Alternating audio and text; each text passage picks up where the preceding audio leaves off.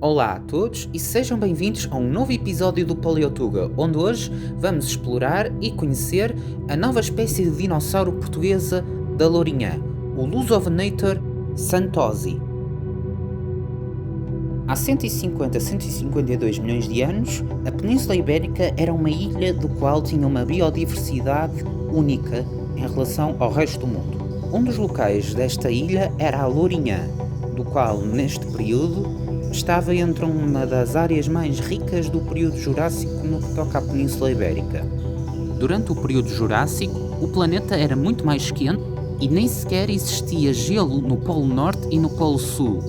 De facto, a temperatura média da Lourinhã era aproximadamente de 24-27 graus Celsius. Havia alguma fauna semelhante à da formação Morrison da América do Norte, nomeadamente o Torvossauro, o Ceratossauro e o Alossauro em si.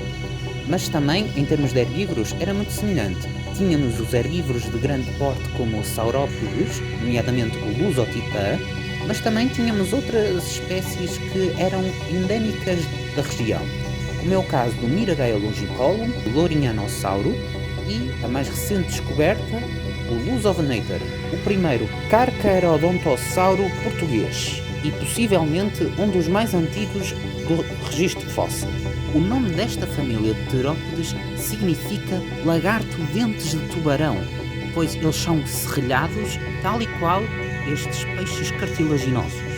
Tratavam-se de alossauroides, dinossauros parentes do alossauro que decidiram tornar-se maiores em termos de porte e também de comprimento, e alguns deles estão entre os maiores terópodes e maiores predadores terrestres que alguma vez caminharam sobre o nosso planeta, nomeadamente o Giganotossauro e o Mapossauro da América do Sul e, claro, o próprio Carcharodontossauro, que coexistiu com o Spinossauro no norte da África há cerca de 95 milhões de anos. Mas o Lusovenator era diferente. Enquanto que estes animais acabariam por dominar o período Cretáceo, durante o Jurássico eles estavam na sombra de outros terópodes, nomeadamente os seus parentes alossauros, mas também megalosauroides, como é o caso do Torvossauro. O holótipo deste animal é um juvenil de cerca de 3 metros de comprimento, quase 1 metro de altura e possivelmente pesando cerca de 50 quilos. O seu nome deriva da palavra Lusitânia, do qual era a província que os romanos designavam onde hoje é Portugal. E Venator é latim para caçador. O nome específico, santosi, é uma referência a José Joaquim dos Santos, um paleontólogo amador que descobriu os primeiros fósseis nas praias de Valtimão, na Lourinhã, e de Cambelas, em Torres Vedras. Ou seja, Lusovenator significa literalmente o caçador da Lusitânia. Tratando-se de um juvenil, é provável que este indivíduo ainda iria crescer muito mais, possivelmente até 5-6 metros de comprimento, se bem que até encontrarmos alguns fósseis de um indivíduo adulto ainda continua a ser especulativo. Até à descoberta do Lusovenator, o único Carcharodontossauro descoberto na Península Ibérica era o Concavenator, um Carcharodontossauro de aproximadamente 6 metros de comprimento e 2 metros de altura que possuía, a meio do dorso, umas vértebras modificadas que davam uma aparência estranha e do qual os paleontólogos ainda se debatem para qual foi o motivo de tal evolução destas vértebras.